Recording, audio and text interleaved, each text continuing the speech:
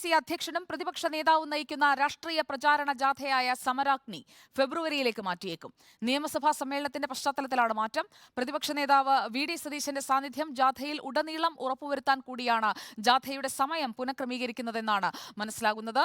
R Roshipal വീണ്ടും എത്തുന്നു നമുക്കൊപ്പം. ആർ റോഷിപാൽ, തെരഞ്ഞെടുപ്പിന് തൊട്ടു മുൻപിലേക്ക് ഈ സമരാഗ്നി ആളിക്കുന്നത് ഗുണം ചെയ്യുമെന്ന് പാർട്ടി കരുതുന്നുണ്ടോ? ഏത് രീതിയിലായിരിക്കും പുനഃക്രമീകരണം?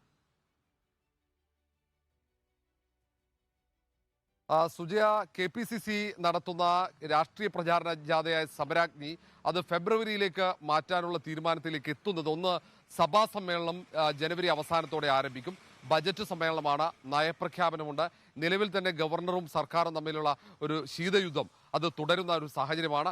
അതുകൊണ്ട് തന്നെ പ്രത്യേകിച്ച് സർക്കാരിനെതിരെ നിരവധി വിഷയങ്ങൾ സഭയ്ക്കകത്തേക്ക് പ്രതിപക്ഷത്തിന് കൊണ്ടുവരണം.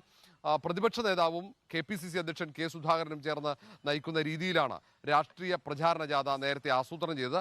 സ്വാഭാവികമായും ഈ സഭാ സമ്മേളനം നടക്കുമ്പോൾ പ്രതിപക്ഷ നേതാവ് VD സതീശന് സഭയ്ക്കകത്ത് തുടരേണ്ടി വരും. അപ്പോൾ ജാഥയിൽ മുഴുനീളെ പങ്കെടുക്കാൻ കഴിയില്ല. അപ്പോൾ ജാഥയിൽ മുഴുനീള പ്രതിപക്ഷ നേതാവിൻ്റെ സാന്നിധ്യം ഉറപ്പുവരുത്താൻ കൂടിയാണ് ഇന്നലെ ചേർന്ന സംഘാടക സമിതി യോഗം. യാത്ര അത് ഫെബ്രുവരിയിലേക്ക് സഭാ സമ്മേളനം കഴിഞ്ഞതിന് ശേഷമുള്ള സമയത്തേക്ക് മാറ്റുന്നതിനെ കുറിച്ച് ആലോചന നടത്തിയിരിക്കുന്നത്. ഏതായാലും അന്തിമ തീരുമാനം ഉടനുണ്ടാകും. നിയമസഭാ സമ്മേളനത്തിന്റെ തീയതി, അതിന്റെ ഷെഡ്യൂൾ നിശ്ചയിക്കുന്നതിന് പിന്നാലെ തന്നെ ജാഥയുടെ ഷെഡ്യൂൾ നിശ്ചയിക്കാനാണ് തീരുമാനം.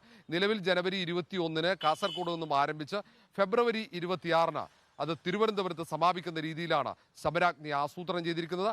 സമാപന സമ്മേളനത്ത് സെൻട്രൽ സ്റ്റേഡിയത്തിൽ രാഹുൽ ഗാന്ധി കൂടി എത്തിച്ചേരുന്നുണ്ട്.